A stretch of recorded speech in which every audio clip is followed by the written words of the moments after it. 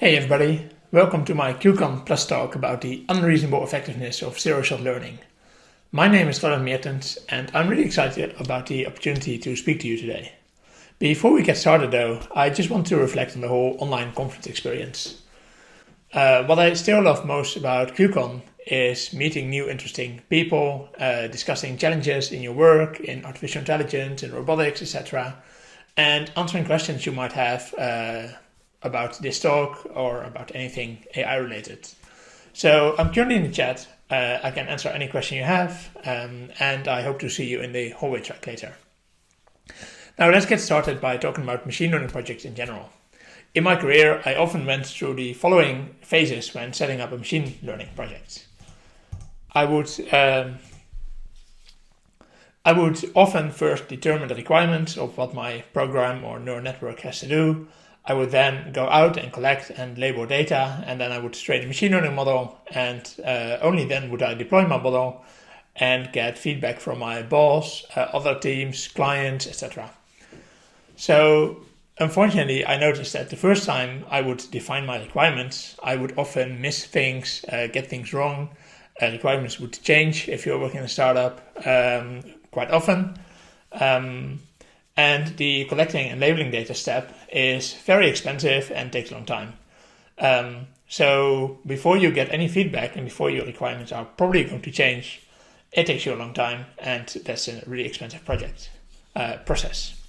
So recently I found a way to radically speed up machine learning project development using a technique called zero-shot learning. And right now you might be wondering, hey Roland, who are you actually? What is your stake in getting us to annotate less data? Well, I'm a product manager at Annoto, which is a data annotation and analytics company for self-driving cars.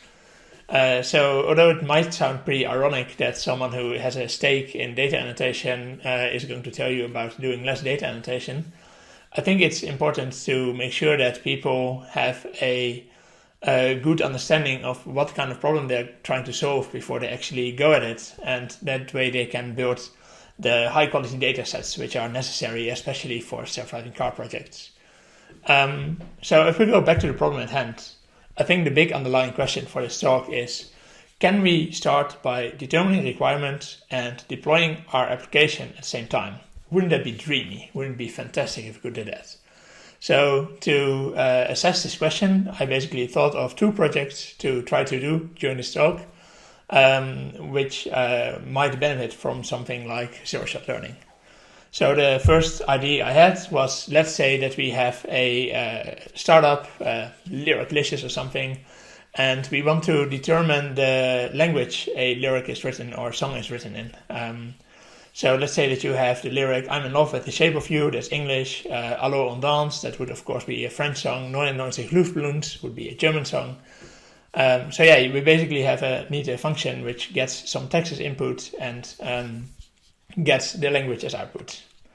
The second example I thought of for this talk was let's speed up self-checkout fruit scanning. So if you are going to a supermarket, you often have to weigh products yourself and you have to indicate what kind of fruit or vegetable it is. It always takes me a long time to find them, and so that's why I went to the supermarket, bought some fruits and vegetables, and let's try to build a scanning application which can recognize these fruit and vegetables.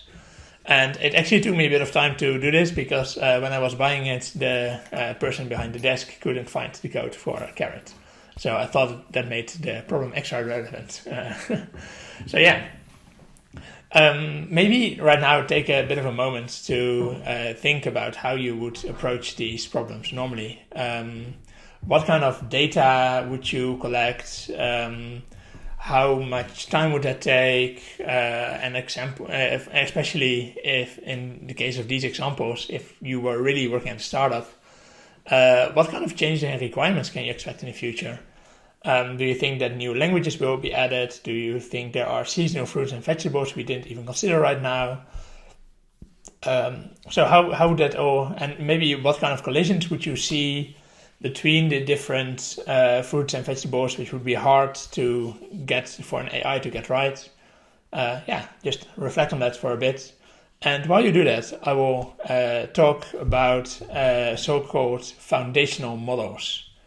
So foundational models are models which are trained on a broad scale of data and can be adapted to a wide range of downstream tasks. Last year, Stanford founded a Center for Research on Foundational Models. I think they actually might have even done it this year.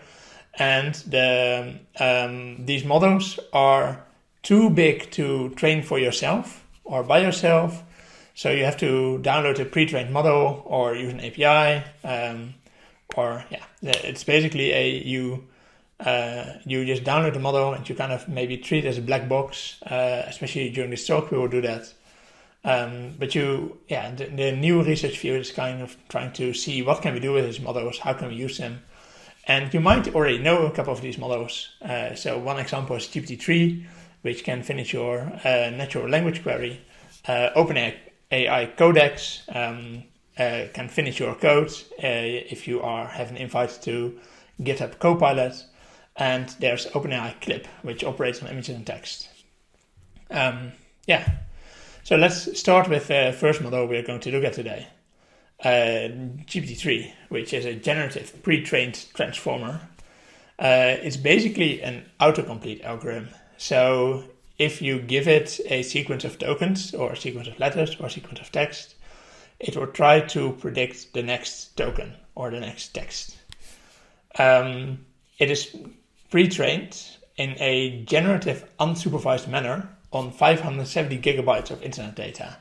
So what OpenAI did is they just scraped the internet for web pages, books, Wikipedia. I think Wikipedia raw text is only 10 gigabytes.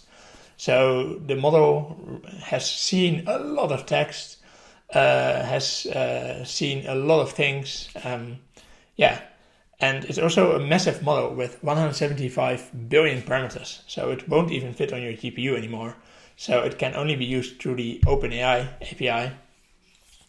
And just to give you an example of how what this autocompletion is, I think it's common if you're learning machine learning that people try to teach you some LSTMs and they let you make some Shakespeare generator or something. So you could have a text like "What doesn't kill us makes us," and then if you send that to the OpenAI API, it could either return something like "Onger" or "Uggle" or "I've," which are all nice ways to finish this sentence. What doesn't kill us makes us stronger or struggle or strive. So some examples of generative text which you could generate with the OpenAI API or with any autocomplete algorithm at all. It would be "The quick brown fox jumps over the lazy dog," or "Shall I compare thee to could be summer's day if you're a Shakespeare fan. But it could also be anything else, like "Shall I compare thee to a nice spring evening?" I don't know. All kinds of things are possible. And so what people are also doing with these autocomplete algorithms are, for example, they're giving it the text, "How are you doing?" answer, and that way GPT-3 can autocomplete with "I am fine." And this is the way that people talk to these algorithms. They try to see how GPT-3 is feeling by just seeing how it autocompletes sentences like this. You can write poetry, like if you have if you just input it poem name "Shadows on the Way," then it's possible for GPT-3 to generate something like "I must have shadows on the way. If I am to walk, I must have each step taken slowly and alone to have it ready-made." Beautiful poetry can be generated with these kind of autocomplete algorithms. But now we get to some more interesting examples. So let's say that you say "The capital of France is," and then you let that out, like this API autocomplete it. There's hopefully a high chance that it says Paris because it's read this text on the internet or has seen similar texts. And if you say 20 plus 22 is, hopefully it will autocomplete as 42 because it has just learned this or seen texts like this. And that kind of brings me to the point of GPT-3.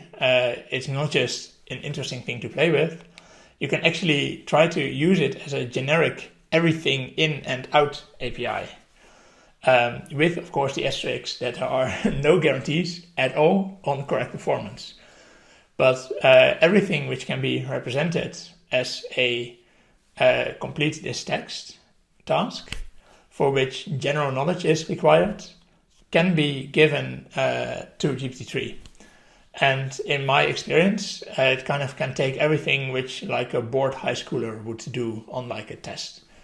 Like it would autocomplete some things in a roughly reasonable fashion, but of course it's not perfect. Kind of looks like lazy, looks a bit sloppy. But yeah, we'll take a look at this later.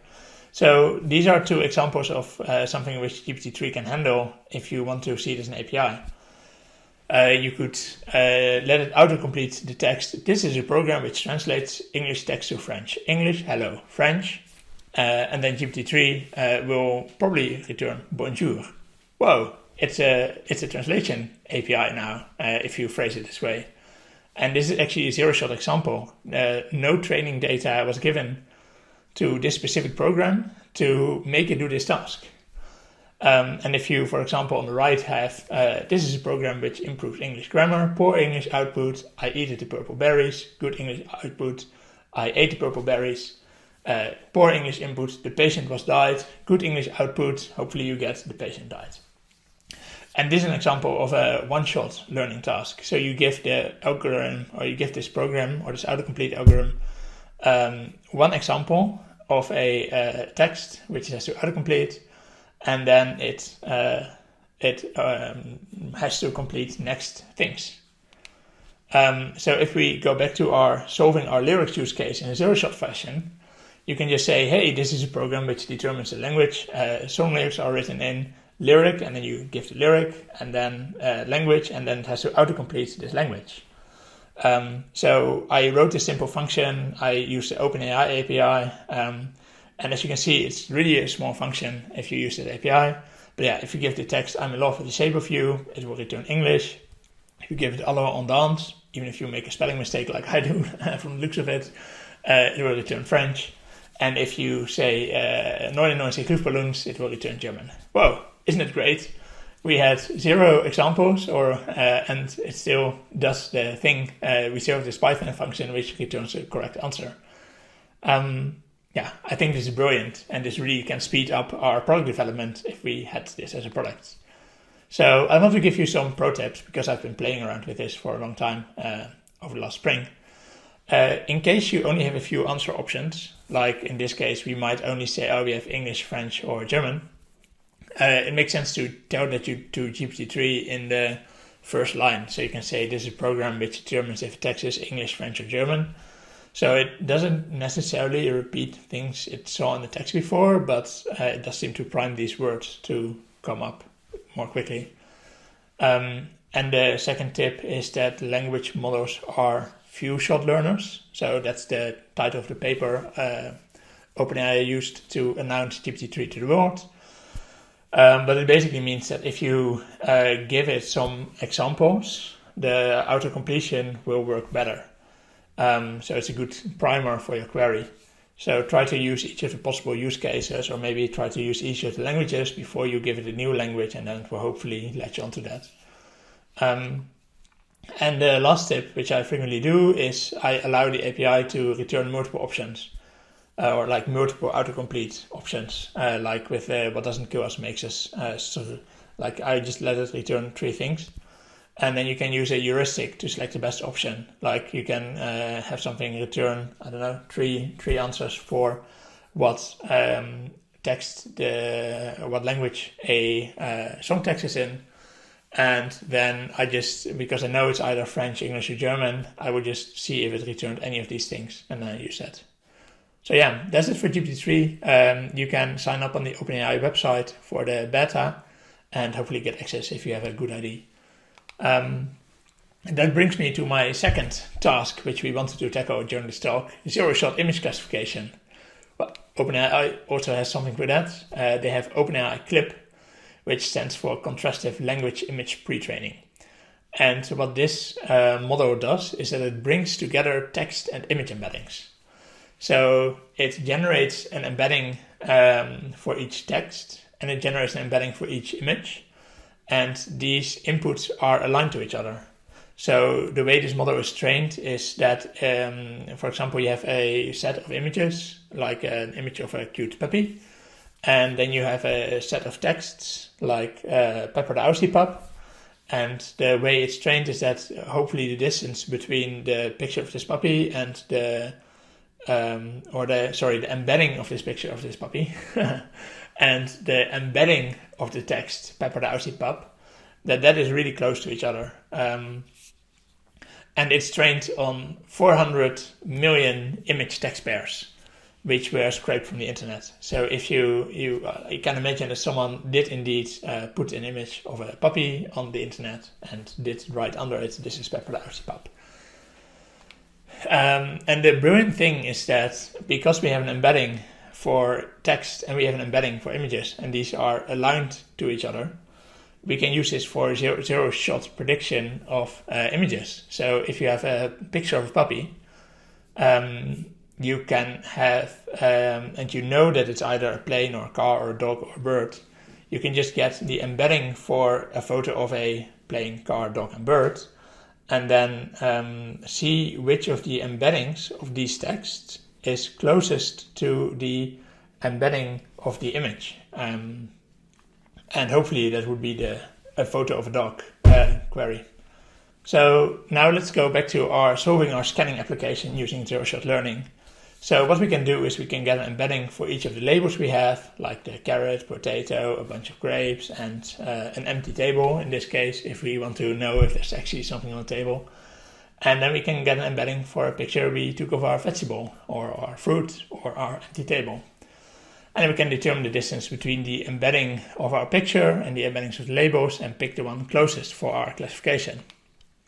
So here you have a video of the results. As you can see, the kiwi is recognized reasonably well, but clashes a bit with the onion and the potato. The carrot is perfectly recognized. You can see that the bell pepper, perfect classification. An orange, really good. You can see the onion is also perfectly recognized. A bunch of grapes, yes, that gets detected. Also see that as soon as there's nothing on the table, the empty table gets a high classification. The potatoes are also nicely classified. And here we get to some problems. This is a San Marzano tomato, which apparently looks like a bell pepper. The normal tomatoes do get recognized as vine tomatoes. And my bunch of tiny cherry tomatoes gets recognized as a vine tomato. So yeah, it's nothing perfect, but at least it can get you started. What I also really like is that you can even do multitasking. So you don't even need to do only vegetables or something, or only fruits and vegetables. But you can also have this video. So you can show the mobile phone, you can show the mug, and then in this for this person you can maybe even see, is it a man or a woman? And is it a happy person or a sad person? Again, it doesn't work perfectly, but yeah, you can see that if I'm a happy man, it works. Otherwise, I apparently get detected as a mug. Thanks. And also here, again, the code is really simple. So what I find so beautiful here is that you basically write down your labeling specification, and your labeling specification is instantly used to see how your classification is doing. So if you notice that something is wrong here, or if you deploy this, you immediately get feedback on, is your labeling specification good? Are you forgetting things? What are the likely clashes, etc., etc. And even the code to do the inference is really simple. You can download the model from the OpenAI GitHub repository. And yeah, that maybe brings me to my conclusion. We started this presentation by asking ourselves, hey, can we shorten this process for machine learning process? Can we shorten this process for machine learning projects a bit? And if you use zero-shot learning and you have a natural language processing or a image classification task, you can basically start by determining the requirements together with deploying your model and getting feedback from your boss, other teams, colleagues, etc. And then you can collect and label the data which you suspect will be a problem. Like in this case, there will likely be a clash between the kiwi and the potato or the onion. And then you can train a machine learning model with more confidence and keep deploying that. So if you want to get if you want to try these examples for yourself, I uploaded this code for this presentation to github.com/rmeertens/unreasonable effectiveness 0shot. And then you can play around with yourself. And of course, you can always approach me on LinkedIn or Twitter or whatever to ask me any questions. So yeah, that's the presentation. I hope you get inspired to try your new machine learning projects this way. And I hope to see you in the chat and the hallway later. Thank you so much for your presentation. I really enjoyed it also because of the actual examples that you shared with us. And some of those examples, are examples that you can see in the industry. And so learning from your experience and how you can optimize some of those models based on your use cases was great. Exactly. Also in the chat, Anthony is saying very neat demos. I totally agree. It's a great, not because you just shared a technical demo, but also because you gave us real examples. And so this is great. I don't know if people have questions in the chat. I do have, while people are asking questions, I do have a general question for you, Roland. If you have to talk to junior data scientists who wants to get started with this type of models, especially with the OpenAI API, what's the best way to get started? I know that you share the GitHub repo at the end. I was already looking at that. That is a great way to, in my opinion, get started for machine learning research, data scientists who are just joining the industry. But do you have any additional suggestions for data scientists that are early in their career and they want to start, for example, with the OpenAI API? Yeah, absolutely. So the reason I'm now giving this talk is that in the spring, I played around a lot with the API. So if you get accepted, you don't have to write Python code to interact with it, but it kind of gives you some interactive text box. But you're not allowed to show it in presentations because they don't like that, because it can give you all kinds of recommendations. So that's how I would get started, is just play around with that. And what I did is frequently just talk with friends and say, oh, do you think this would be possible? Do you think that would be possible? And we tried out all kinds of ideas around would it be possible to have it write song lyrics or something, or rap lyrics, or would it be possible to have a conversation between a child and a robot, for example? And it's really interesting that you can take all kinds of problems which are normally maybe difficult in industry, and you can just try to see what GPT-3 would do with it. And that's how you learn a bit about its capabilities. And that's just how to get started, this page of OpenAI. So even if you have no good idea yet on what to do with it, just make an account and try to get an invite to the API, because it's really fun to play with. This is a great suggestion, and I agree with you, especially for machine learning scientists, data scientists. The best way to learn is by doing that. So go to the resources, also to the resource that Roland just shared with us, GitHub repos, and just try to go through that material, try to replicate the demos with your own data. And that is honestly the best way to learn. Okay, there is a question in the chat from Toan. Can this model recognize fish, meat, or poultry? Probably. So I think the question is really, so what you see in the demo video I made of these fruits and vegetables is that so this is not something I cherry picked or something. I just bought these things, went in supermarkets. This is the only video I made, and you see that it works on some things really well, sometimes not. So it really depends a bit on how specific you get, because I have the feeling that everything which is really general or very, very frequent on the internet, for example, pictures of mobile phones, those are recognized perfectly. As soon as you get into very specific things, like I had these different types of tomatoes, I'm guessing that not a lot of people are making pictures of very specific types of brands of tomatoes. So that's why the model will probably perform less well on that. So if Tone has general or very, very clear pictures of a fish or some other meat or some poultry, he will probably have a good time. But if he's really wondering what kind of chicken is this, and it's not something of which there are many Wikipedia pages, you probably have a bad time.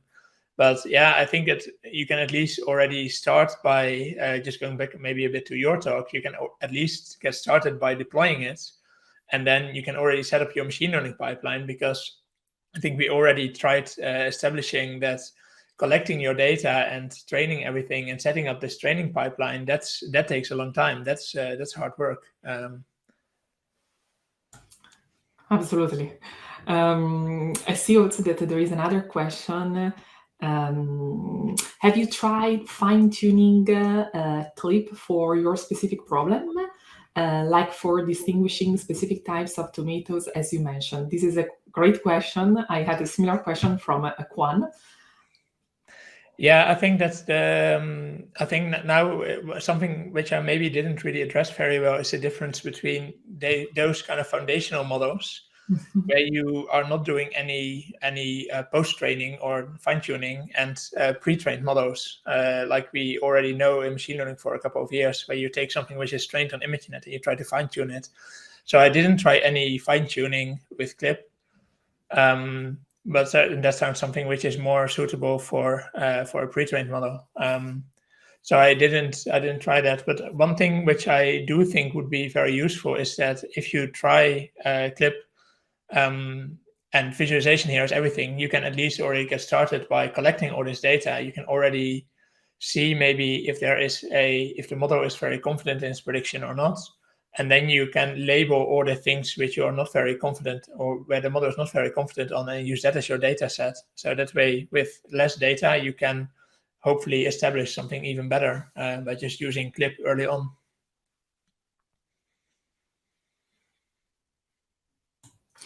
Yeah, that's correct.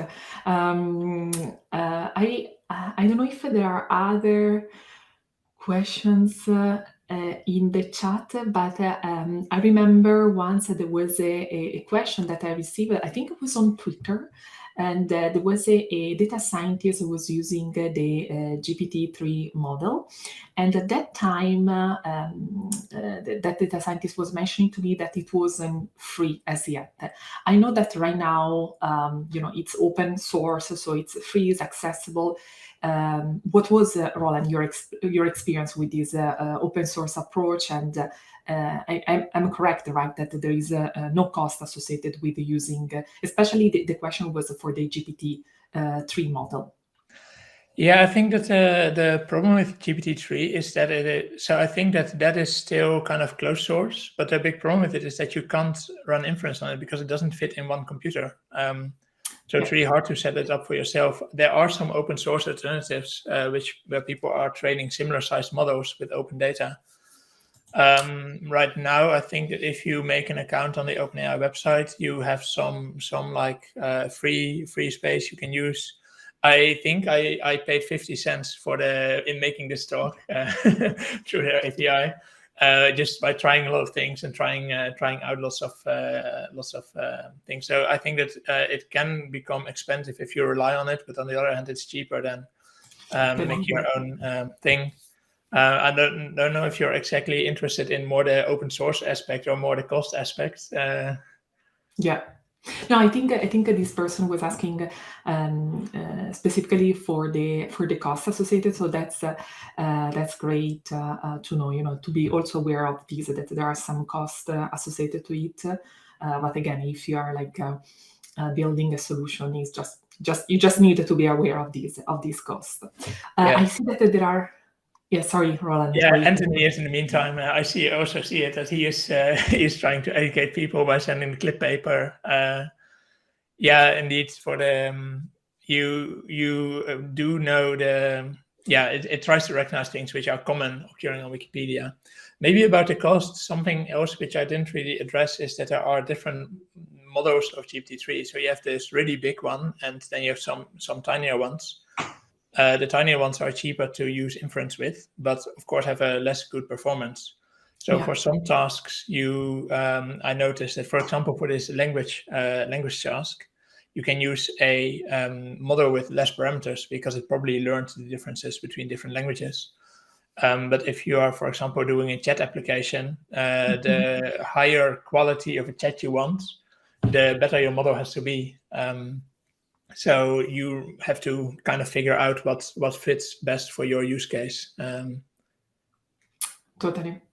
And what are some of the additional applications that you have been seeing in the industry? So not just based on your experience, but you have been seeing in the industry, and these applications are based on the GPT-3 model. Yeah, I think that, so there are a couple of things which I personally played around with. One is chatbots. So Yeah. a friend of mine was building, and also like in the past, I at some point worked on having a robot which could assist elderly people and also could have some talks with them. And previously, all these things are scripted, and now with GPT-3, if someone tries to go off the beaten path, you can actually give a response, which is amazing. Because in the past, the robots would always reply, "Oh, I don't know what you mean. Please rephrase it. Please say that again." And now you can, if you see that someone is going off the beaten path, you can give a reply and then try to get them back. So that's something I really enjoyed. The other thing which I tried is I like learning languages, and I tried learning Swedish. But I always hate to talk to people because I feel really insecure in my capability to speak Swedish. So I try to use GPT-3 to, first of all, be interesting personas to talk with. And it just generates new text every time. So you always have to learn some new words because you don't understand them. And the other thing I try to do is this getting the grammar correct. So that whenever I would input a sentence to this bot, it would try to correct it. And that doesn't work all the time. Some cases in German, it doesn't get correct. But at least you get feedback if you're a novice Swedish learner like me. So those are for me really exciting, that these are things which you couldn't really do in the past. And I spent a lot of time on, and friends of me did PhDs to try to get this working. And now with this API, you just have it in one afternoon. So I think that's something I'm personally really excited about. Totally. And yes, this is a great example. So based on your experience and on your, like what you like to do, also, in terms of learning new languages. Another application that I remember, I was like, I was reading about this application, and I know that is based on the GPT-3 model, is a Facebook Messenger. And I think that like Facebook Messenger is just one of the many, but it's interesting to see that sometimes we don't know about some models, but we are actually interacting with them, and this is the reality. So that's why I was looking forward to your presentation, because it's always great to learn about application APIs, because basically we don't know the technical part of them, but we are already interacting and leveraging them in our everyday life. So this is fantastic. I saw that Roland, you also shared the publication in the paper in the chat. Great, because I haven't read that paper, so I will make sure to read it later today.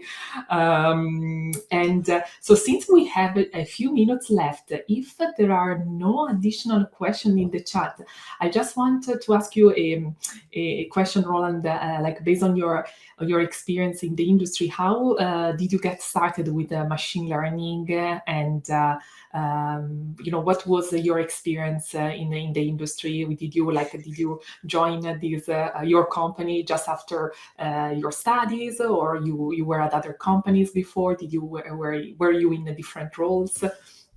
Yeah, so I think I'm in quite a unique position, because in the Netherlands you can study artificial intelligence. So I started studying artificial intelligence and machine learning before it was cool. Fantastic. And I kind of lucked into that, I think.